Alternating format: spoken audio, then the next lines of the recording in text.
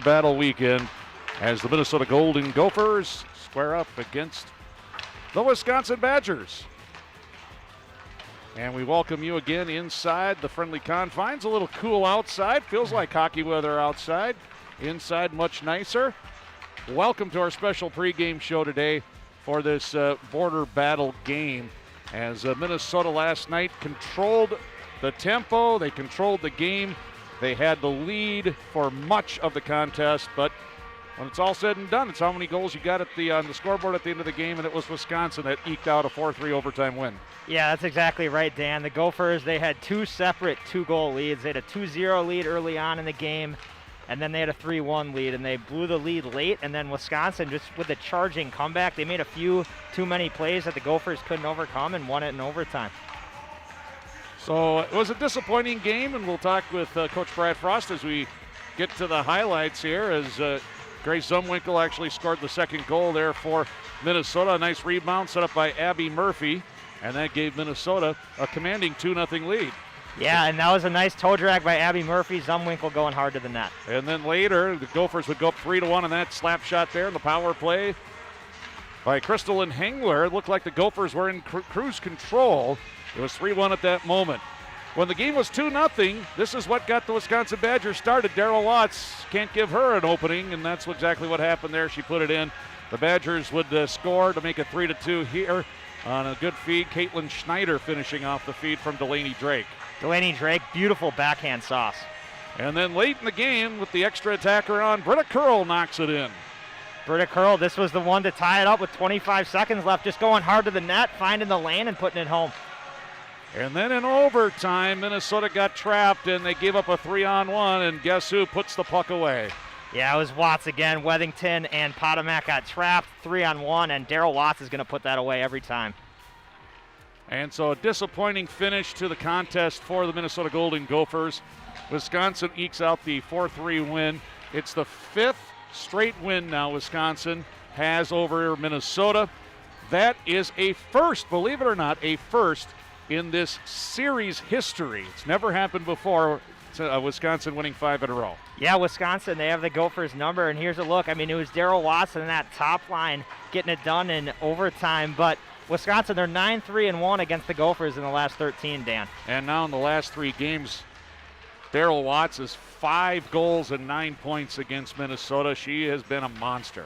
She has, and she's just so good with the puck. Mark Johnson, Wisconsin's head coach, was double shifting her a lot of the night, just getting her out in open ice, and she's able to make plays just like great playmakers do, just seeing the ice, and the game is slower to her. Which is unfortunate because Minnesota that whole first period really kept that first line quiet. They did. They did a great job defensively. They were moving their feet well, getting pucks out of the zone, but they got trapped a few times, and those defensive mistakes ended up costing them. You know, he's seen a lot in his 14 years of being the head coach of the University of Minnesota. He's got 411 wins, but this one stung a little bit for Brad Frost as we check out the standings here. And you can see Minnesota in second place right now, a virtual tie with UMD. Remember, they go by point percentage this year, not by points.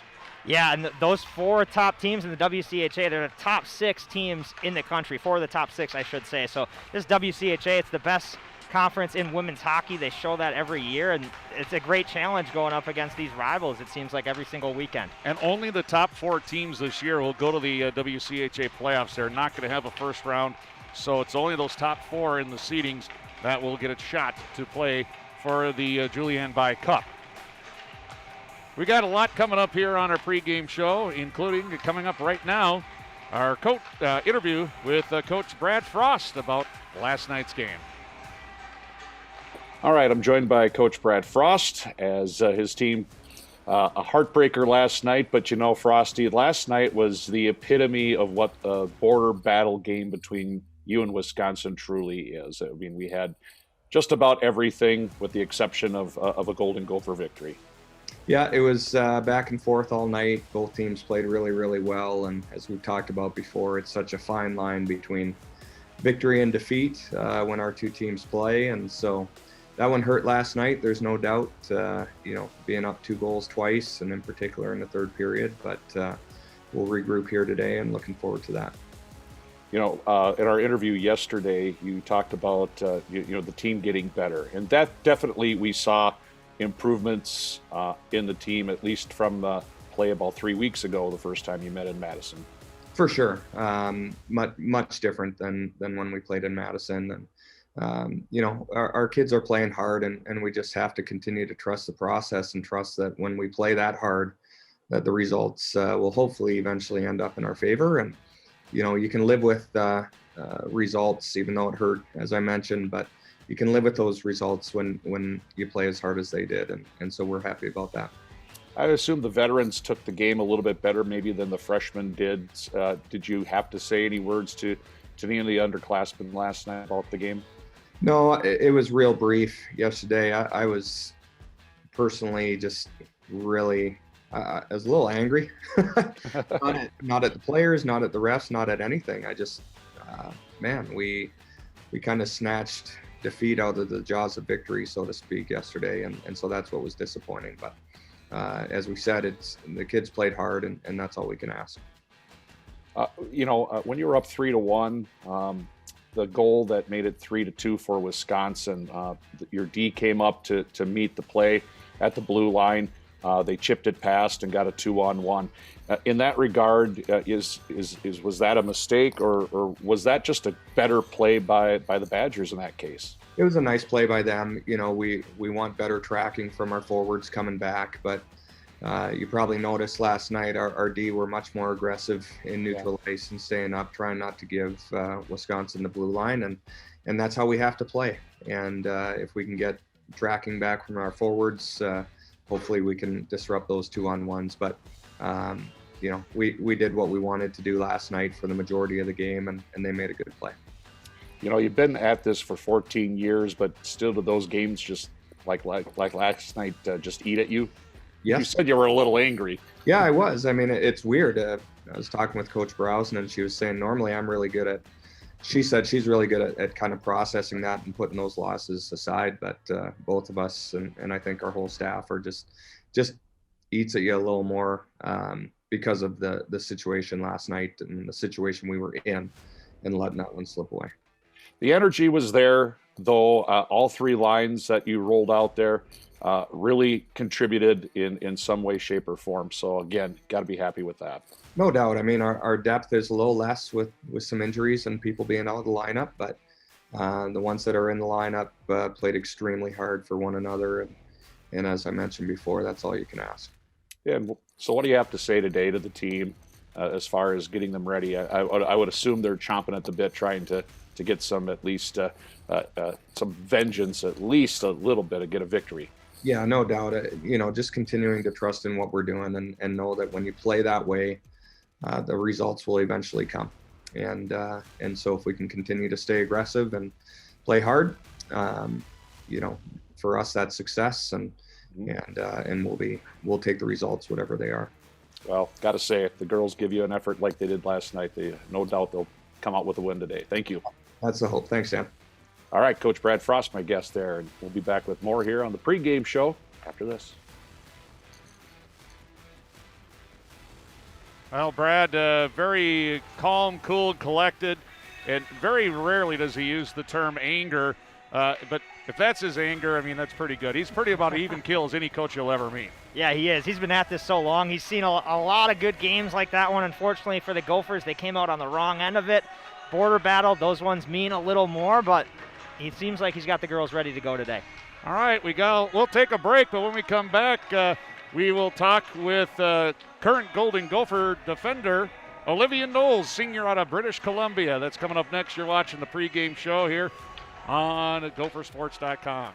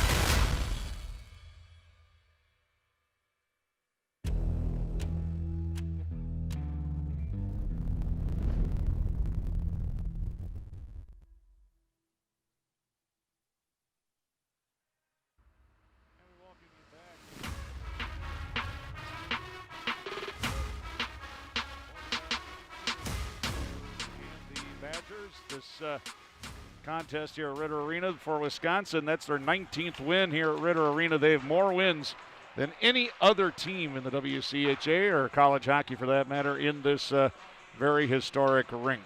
Yeah, they've had success versus the Gophers recently. Minnesota looking to change that today. Well, one person, hopefully, that will help make that change is blue liner Olivia Knowles. And Johnny Connor caught up with Olivia earlier today. So, Olivia, what does the border battle rivalry with Wisconsin mean to you?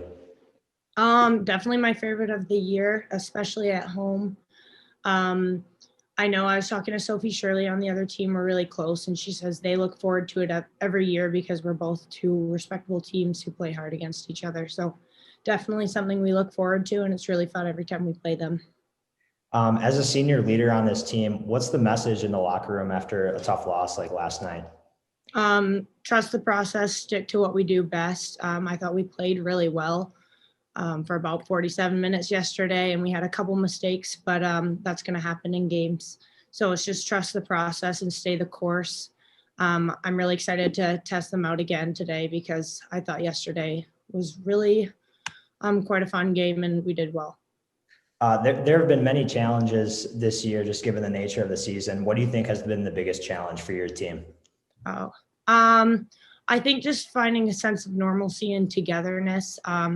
We've definitely had to do a lot of different things, whether it's not gathering as much or doing like we did Thanksgiving this year over Zoom, stuff like that, where we'd normally be able to connect. We've struggled with that, but we have made really good efforts at coming together in different ways, and we've been quite creative this year, which is nice. But yeah, we've just been doing our best at social distancing, which I've thought we've done a really good job at. And we've started to really build our relationships off of that.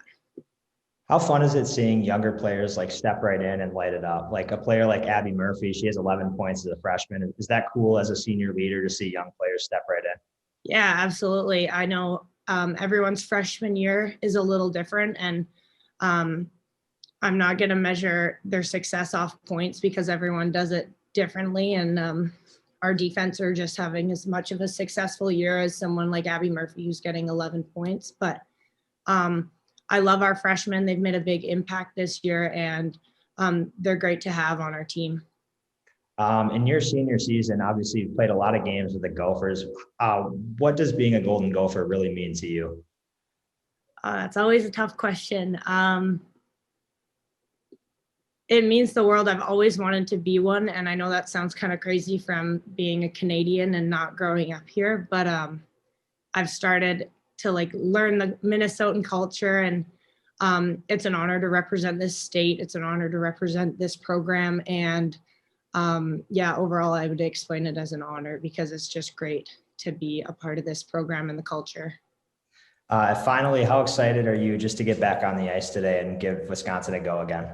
Yeah, very excited. I think our energy will show it today. We're really excited to give them another shot, and can't wait to be back out there. Every game's a blessing this year. Awesome. Well, thanks so much for joining us, and best of luck today. Thank you so much. All right, Olivia Knowles, some words of wisdom there from a senior leader for the University of Minnesota, and she already has the Minnesotan accent going for her too, so she's got that. You know, one of the privileges I've had in my job here over the last 12, 13 years is to meet a lot of great Olympians, and we have two coming up for you here after this short break. We'll have Lee Steckline and Hannah Brandt coming your way next here on the Gopher Pregame Show, Border Battle Part 2.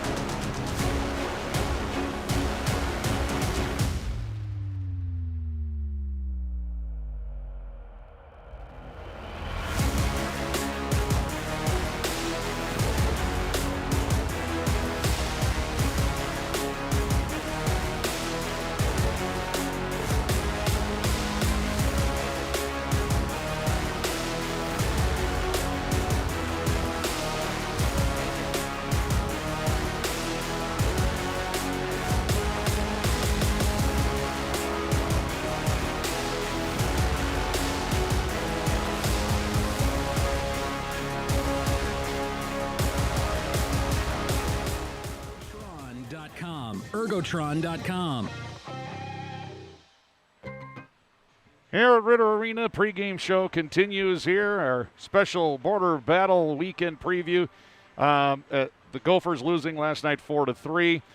So many historical games between Minnesota and Wisconsin. That one might go down as well. But a couple of people that have experienced their fair share of border battle games and also their share of Olympic accolades. And two just genuinely nice people. Hannah Brandt and Lee Steckline joined me earlier this week, and this is what they had to say about this series. Well, it's border battle time, and who else to talk about the big game than a couple of former Golden Gopher greats. Joining me now is Hannah Brandt and Lee Steckline, both former Gophers, All-Americans, and Olympic gold medalists. And, before we really get too deep here, what exactly, if we'll start with Hannah here, the border battle, what did it mean to you, and what did you look forward most about this weekend? Well, yeah, thanks for having us, Dan. I think the border battle obviously was always fun. You try and take every game and play it like it's the biggest game of the year and all that, but when you play the Badgers, it's really easy to do that. Some other games, maybe it's a little bit harder, but when you play them, it's always a battle. It's always a grind, and definitely super fun to be a part of that rivalry. Yeah, Lee, was it everything that it was built up to be before you started playing for the Gophers? Yeah, I mean, those are the games I remember watching, whether it was women's hockey, men's hockey, every sport between those schools is intense. So to finally be a part of it, I remember feeling like the weekend was different. Like Hannah said, we'd had some big games already, but there was just something special about the border battle. What are your fondest memories, if you could think back? It's already been a few years here, so I look back and it was amazing. It's like 5-6 years ago already, but my memory doesn't really work 5 minutes ago. I can imagine 5 years seems like an eternity for you, but if you could recall some of the fondest memories of Minnesota-Wisconsin battle. Well, thank you for the reminder on our age. For me personally, I think it's so hard because there's so many, but I think my last memory, which was Sarah Potomac's overtime winner at New Hampshire. I don't know how you can really top that, to go to the national championship game. And we beat them, I know, at least one other time to go to a national championship game. So it happened a couple times, but wouldn't want to play anyone else in the NCAA tournament. And Potty's goal in overtime, I think that always at the top of the list. That's one of my fondest memories too. Lee, how about you? I was thinking of that game too, but I was remembering, I think it was my sophomore year then, we played them in the semis at home. And I just remember Lev had this incredible save where, like, we don't know how she got there, and it, like, the momentum turned for us, and I think it kept us in the game. And it was just something, like, we watched it back, and I don't know, like, there's no chance I thought she could have gotten across that fast, but she did. And we went on to win that year at home too. So yeah, some intense games, lots of overtime too. Yes. And shootouts. I swear every single time we played them, just about. I'll give you one of my favorite memories, and Hannah might remember this. Lee, you weren't a Gopher quite yet. February 15th, 2014, Hannah, this occurred at the Cole Center in front of about 13,000 people. And I never heard 13,000 people be more quiet for 2.5 hours than I did that afternoon. Do you remember that? I do. That was a lot of fun because it didn't feel like there were that many people there, and there were a lot. So. And I keep mentioning that game to Bethany Browsen, now a Gopher assistant coach, and she has no recall of scoring a goal in that game. Do you remember that at all, Hannah? I don't. I really don't. I just remember we were up by a lot, and it was anytime you beat Wisconsin you're not in overtime or you beat it by a couple goals, it's always fun. So I don't remember who scored though. Okay, both of you are very involved with the Professional Women's Hockey Players Association, the PWHPA. The mission of your organization to create, advance, and support a single viable professional women's ice hockey league in North America. So we'll start with Lee this time.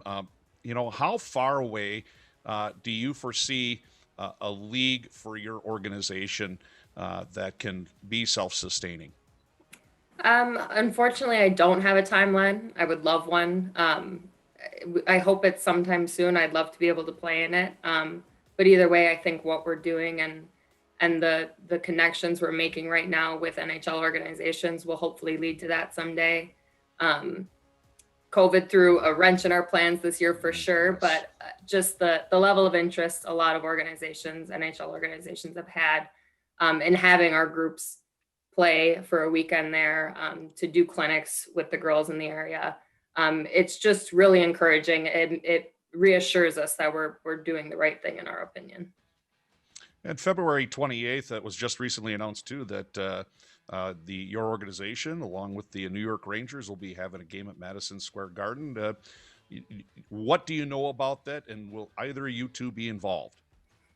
Yeah, I mean, that's the hope. Our region, Minnesota, will be participating in that game, and super exciting news.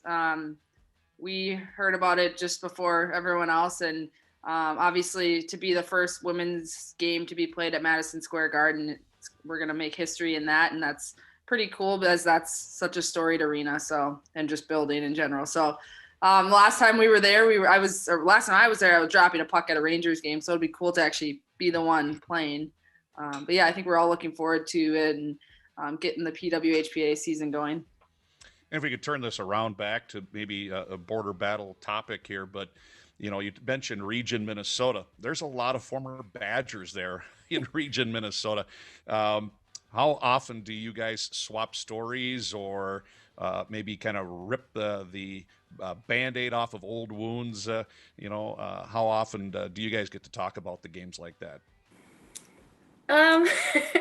It comes up quite a bit, especially if we find ourselves, split onto two teams or just whatever. You'll notice that there's some Gophers against Badgers, and it'll be a little more competitive as soon as someone mentions that.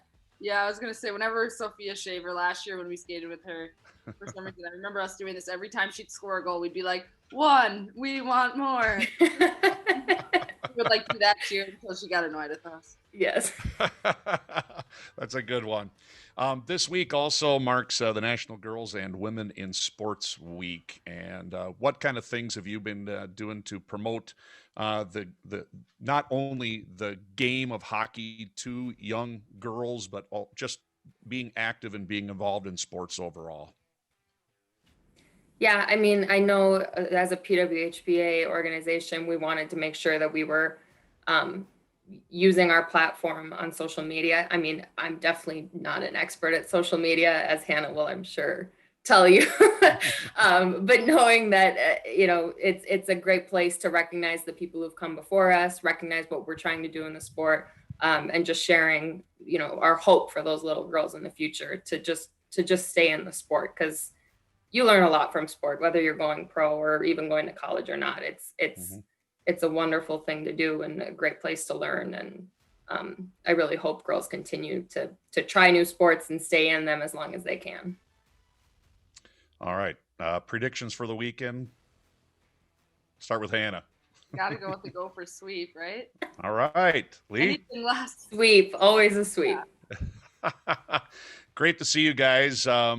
And good luck with the PWHPA. I know I'll be keeping my eyes open to maybe catch a game or two if once we get back to somewhat normal. But thanks for taking some time, and stop by anytime. You're always welcome.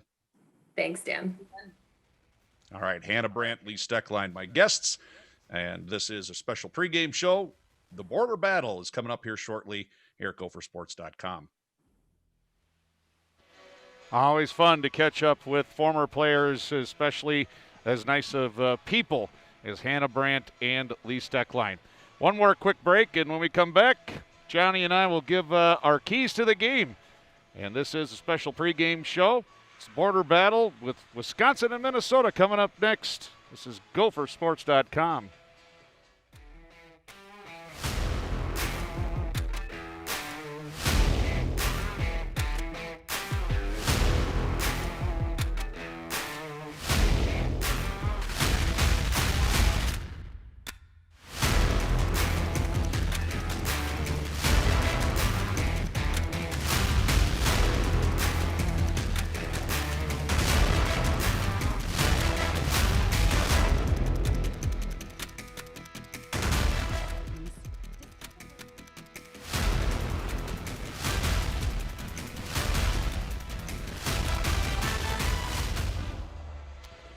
All right, just enough time here to get our keys to the game, and we'll look at a few other things as well here before we wrap up there. Just a few minutes left. Also keep in mind our game today will also be simulcast on KFAN Plus 96.7 FM in the Twin Cities. So, Johnny, what do the Gophers got to do today? Well, the Gophers, Dan, if you remember, both of their goals yesterday were because they entered the offensive zone with speed, or both of their even strength goals. Madeline Wethington entered the zone with speed, got a shot on net, and it turned into a goal. And then Grace Zumwinkle's goal was about Abby Murphy going to the net. She had a nice toe drag, really moving with speed, and Zumwinkle followed up the play. So I think if the Gophers can play with a lot of speed today like they did yesterday, they should have some offensive success. And also special teams, no matter what, will come up big. Last night the Gophers got a big power play goal. They'll need either their power play to come through or they'll need their penalty kill to keep Wisconsin at bay. Oh, undoubtedly, yeah. Those are obviously huge parts of the game. In a border battle like this, special teams really count. Take a look at the Minnesota scoring leaders. Grace Zumwinkle with a goal last night.